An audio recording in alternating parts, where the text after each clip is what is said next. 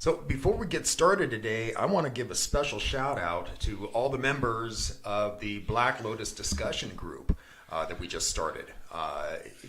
Great group. I'm digging this thing. It's a lot of nice opinions. A lot of people are giving us feedback and stuff. Really great. Yeah. And that's the nice thing about this group is that what we talk about is we talk about all things Black Lotus related, paranormal, strange stuff, cryptids, and that kind of stuff, UFOs, aliens, that kind of thing. If you'd like to become a member of this group, I'm going to drop a link down at the bottom of the video for the group. But if you want a place where a friendly environment where you can discuss this kind of stuff and not get a lot of trolls and that kind of thing, we're very strict about people not trolling. We've actually been very lucky. Everybody we've had has seemed awesome. Everybody's been awesome. And we also have experts on certain topics. Like we have GL Davies, who is a paranormal investigator, which we will get on this show one of these days. Yeah, fingers crossed. We can't get our schedules to connect. And then we also have Jeff Campbell there, and he is a cryptid investigator, and so he runs around in the woods in Canada and investigates Bigfoot and those kind of things, Nice. So, but anyway, if you want to become a member, head over to Facebook and like I said, I'll drop a link over there, and just click join, and so yeah. Anyway, so let's get into this today, Ralph. I want to. Start from the start, I guess. The first known sighting was on November 12th in 1966 of the Mothman. And it was by 5 guys who were digging a grave in a cemetery that was by Clendenin, West Virginia, I guess. That's the name of the city. Anyway, they claim to have seen a man-like figure fly over them through the trees. And so that was the first one. That's enough to scare anybody. But yeah, especially in a cemetery. Jeez, God. And then the second report whereby 2 couples that were driving along on a road in Point Pleasant, and their names were Roger and Linda Scarberry and Steve and Mary Mallet.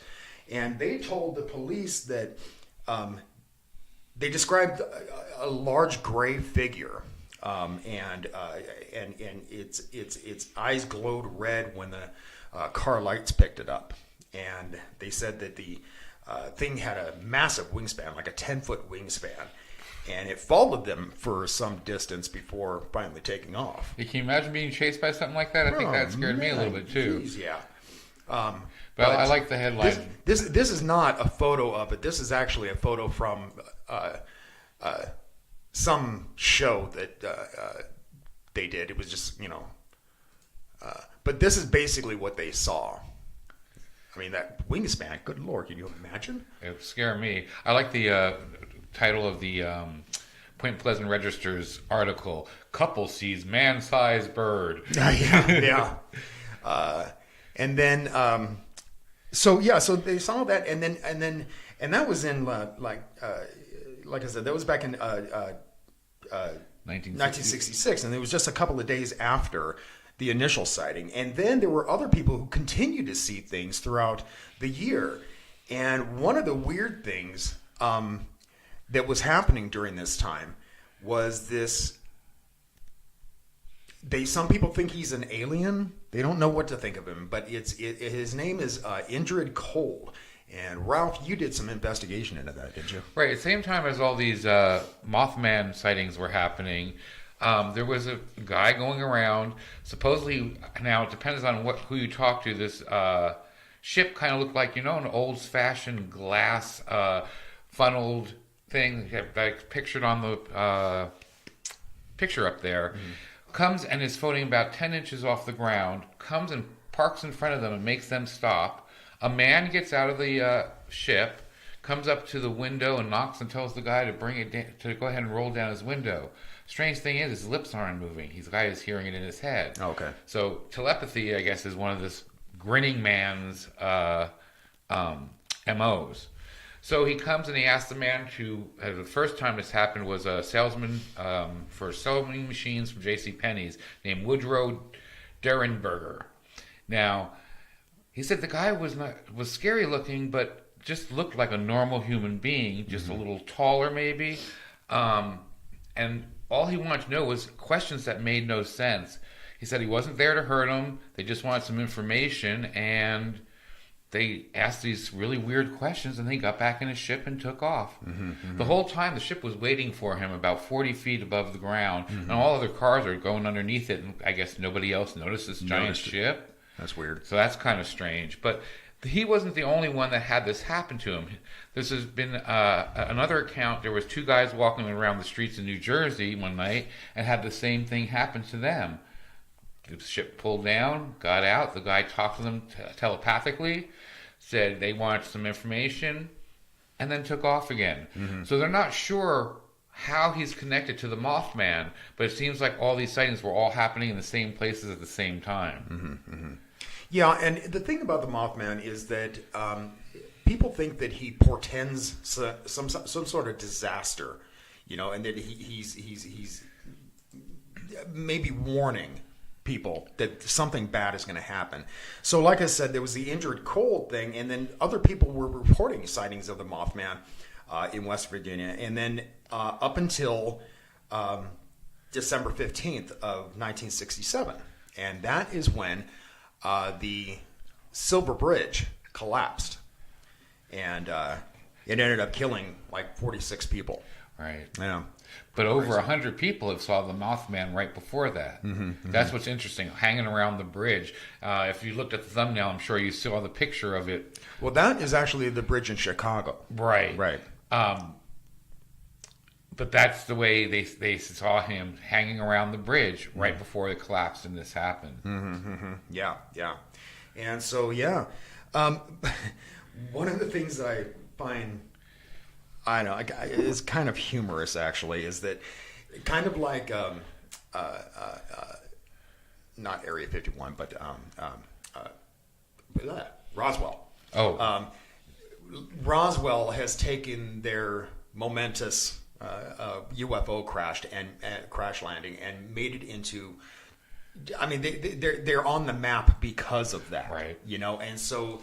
I mean, they have all kinds of little weird things around the city there on the main strip. All the street lights look like aliens, and that kind of thing.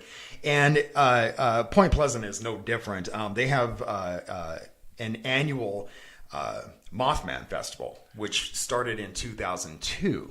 Right. And I guess it takes place the third weekend of every September.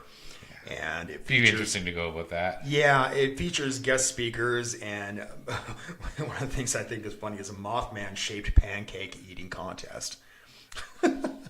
Plus, they have this giant statue that's behind us. Yeah. Well, see, and the statue came about from artist Bob Roach, and he unveiled that in 2003, the year after they started this festival. And then there is the Mothman. I got to show you a picture of this because it just cracks me up. The Mothman Museum and Research Center, and that opened up in 2005. Wow. Right. Okay. So here this picture shows you that there's a museum. There's a legitimate museum there, but like the Area 51 Research Center. Grandiose name for a gift shop, and that's really what this is too, because I mean this is the other side of it. Yeah. So anything to make a little buck, I think.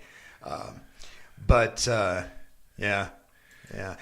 Speaking of that statue, I want to show you kind of a closer version of that that I found. This is it in our background here, but here's a close-up version of it. It's kind of scary looking, isn't it? Yeah. I don't think I'd want to run across that in day or night. Yeah, no doubt. But if you're ever in Point Pleasant around September, check it out. I think it might be a kind of a fun little thing to do, But well, I just think it's crazy that this has been cited not only there but at several other places, like in Chicago most recently in 2017, 2018. That's that picture on our thumbnail. Right. That's a Chicago bridge, but here's another version of it. But yeah, And this was taken back in 2003, I guess. But it's hard to make out what it is, but I don't know, man. It's kind of... Well, it was a military veteran who was also a hunter, a trapper, and a farmer who saw it back in 2017-18 in Chicago also. And he said it was flying just above the treetops. So you got a good look at it. Really? And, I mean, come on. He's military and a hunter and trapper. Excuse me. So I think he would know if it was like a bat or something like that. Yeah. I think he would know if it was a spacecraft or a spaceship or something. And he sees this thing and reports it. So again, it's not just any Joe anybody. It's somebody with actually some experience behind him. Experience behind him, right? Yeah. And someone you would believe more than like a police officer and stuff like that. Well, and the thing about these sightings is for instance, one of our members at the Black Lotus discussion group, we were chatting about Mothman, and he mentioned that he didn't know of any other sightings out there, just the one that happened in Point Pleasant. And the reason people pretty much only know about that one is because of a god awful movie with Richard Gere that came out in 1999, I think it was, and it was called The Mothman Prophecies. And a horribly long, drawn out movie, and it really wasn't all that accurate compared to what actually did happen. I was impressed though that they actually had Indrid Cold in there. Yeah. If you remember, he's the one who keeps calling Richard Gere through the whole movie and telling him about things. Yeah. So, but yeah, there have been many, many, many sightings actually. But I want to point out 4 that I found probably the most interesting. And like I said, these sightings often portend some sort of disaster or some sort of doom. So the first one I want to point out is in 1986 when the Chernobyl nuclear disaster happened. They had like several sightings up until the day before the meltdown happened. Yeah, a lot of people saw that one. They were calling it the Black Bird of Chernobyl. Yeah. And then here's one that I didn't know about. I had never known about this, but evidently there were several sightings of the Mothman at the Twin Towers in New York the day of the attack. And they all say it was like 4 or 5 people reported seeing the same thing, and they were separate people. I mean, It wasn't like it was a group of people, and they said that they saw the Mothman fly from the Twin Towers. So I thought that was pretty interesting. And then in 2007, I was actually there for this. The St. Anthony Falls Bridge on the I-35 in Minneapolis collapsed. And evidently, and 13 people were killed because of that, and about 150 people were injured. But yeah, I was there when that happened. I remember that happening. But anyway, George Norrie from Coast to Coast AM received a whole bunch of calls from people who claimed to have seen the Mothman at the bridge before the collapse. Oh wow! Yeah, kind of interesting. Yeah, I didn't know. I didn't find about that one. I did find one. There was one in 1978 in September where a group of miners were trying to get into the coal mines, and the Mothman was standing in front of the entrance. Oh, really? And he made this big, loud screech, and of course the miners all take off.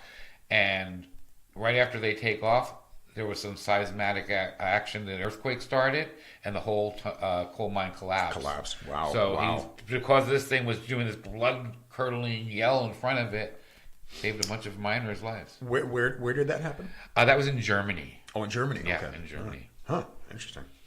And then you remember the swine flu, the H1N1 thing? Yes. That originated in Chihuahua, Mexico, and there were more than 30 sightings before the outbreak happened. Wow. And that thing ended up spreading throughout the world, and it killed over 14,000 people. Unbelievable. So, yeah, I mean, it's warning that something's going to happen. I don't know. If I ever see it, then we know we got to be careful. Stay away from dangerous situations. Yeah.